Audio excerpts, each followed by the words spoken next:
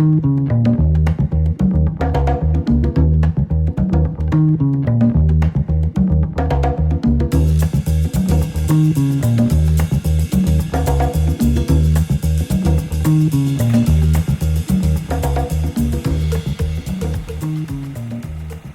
everyone, welcome back to Real Life. I hope you're having a wonderful day. Today's episode is a look at life in a small settlement in Canada's north, Sachs Harbour, 2,100 kilometers northwest of Edmonton. This amazing footage was captured by Keith McCall during one of his adventures in the Arctic in the summer of 1970.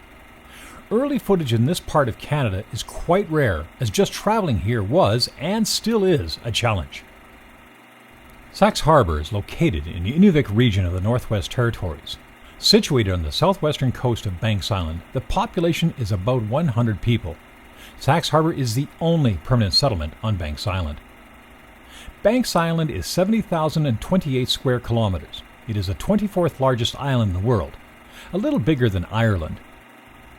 It is home to at least 14 mammal species, including the Peary caribou, barren ground caribou, and polar bears.